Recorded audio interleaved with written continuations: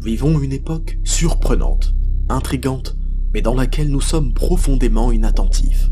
De nombreux signes que le prophète de l'islam Muhammad sallallahu alayhi wa sallam a prophétisé il y a plus de 1400 ans se déroulent sous nos yeux et lors des 50 dernières années. Nous allons ensemble évoquer 10 signes de l'arrivée de l'heure prophétisés par le messager d'Allah sallallahu alayhi wa sallam que nous avons pu constater ou que nous constatons à l'heure actuelle.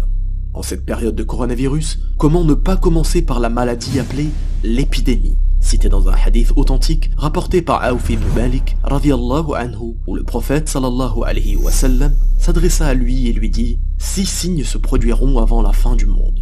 Et parmi ces 6 signes, une épidémie qui vous atteindra, tel le qu'as des ovins. Le qu'as est une maladie qui touche les bêtes, faisant couler leur nez, et la mort instantanée s'ensuit.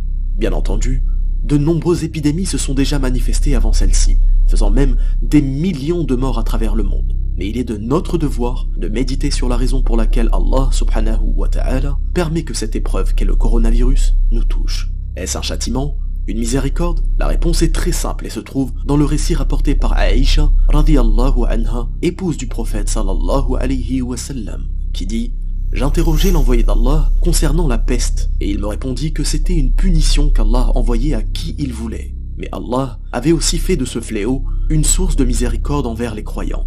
Le croyant qui, tout en étant atteint par la peste, reste dans son pays, patient et confiant, convaincu qu'il ne sera touché que par ce qui lui a été destiné, aura une récompense égale à celle d'un shahid.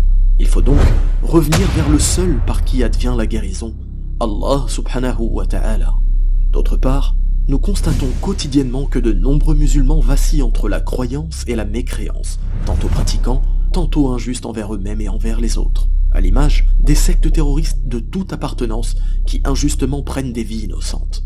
Sachez donc que le prophète sallallahu alayhi wa sallam nous a informés dans ce sens, conformément à la parole de Abu Musa al-Ash'ari radiyallahu anhu, qui rapporte que le messager d'Allah sallallahu alayhi wa sallam a dit « Il y aura avant la fin des temps des troubles tels des parties de la nuit sombre. L'homme se réveillera le matin croyant et sera le soir mécréant.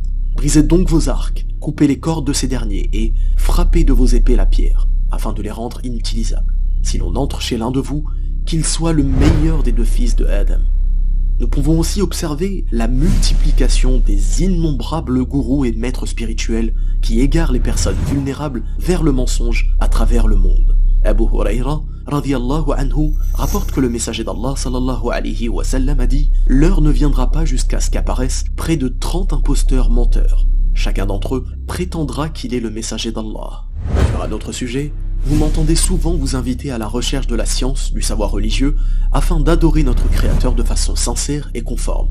Et ce conseil, je me le fais aussi à moi-même.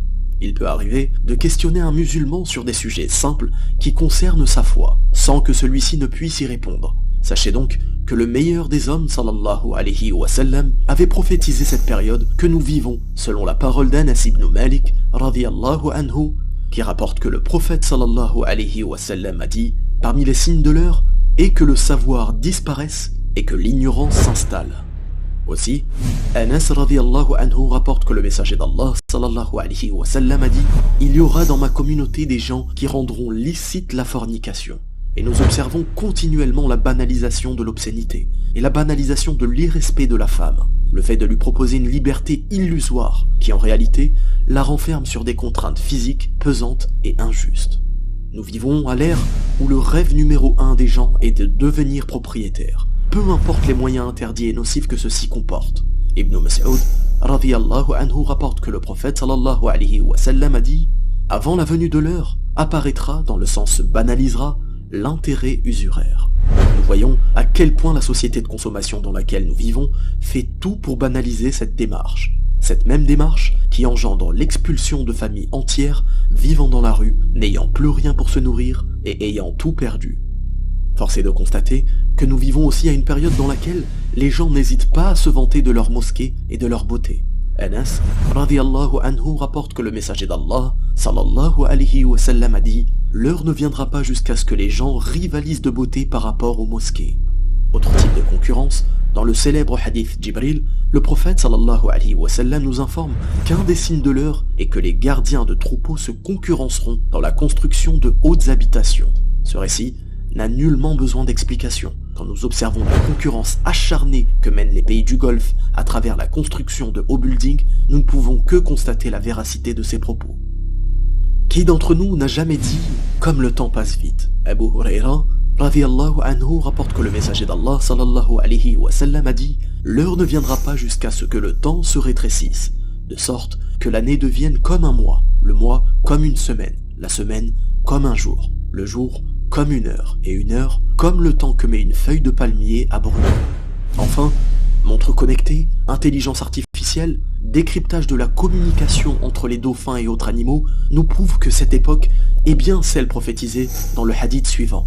D'après Abu Huraira, radiyallahu anhu, le prophète sallallahu alayhi wa sallam a dit « Peu s'en faut que l'homme sorte et ne revienne sans que ses sandales et son fouet l'informent de ce que fait sa famille après son départ. » Après tout ce que nous venons d'entendre, comment donc ne pas croire en l'existence d'Allah subhanahu wa ta'ala? Comment donc ne pas croire en l'existence des prophètes et messagers qu'il a successivement envoyés pour nous rappeler un message commun, lequel est At-Tawhid, l'unicité, le fait de ne pas l'associer à quiconque ou à quoi que ce soit.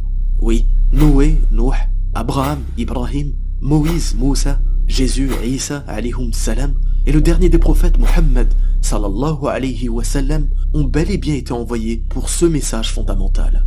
Trop de gens sont obsédés par les signes de la fin des temps. Une obsession qui en réalité est mélangée de doutes, de spéculations et de peurs infondées. Ces doutes, qui se logent dans leur cœur, n'est pas propice au développement de leur foi. Si ces signes existent, c'est justement pour qu'ils nous soient bénéfiques, qu'ils nous aident à unifier notre Créateur, qu'ils nous aident à nous renforcer dans nos pratiques, qu'ils nous aident à méditer, qu'ils nous aident à avoir le meilleur des comportements envers les musulmans ou les non-musulmans, qu'ils nous aident à revenir vers le Créateur et Seigneur des univers, l'unique Allah subhanahu wa ta'ala. Barakallahu fikum, wassalamu alaikum wa rahmatullah.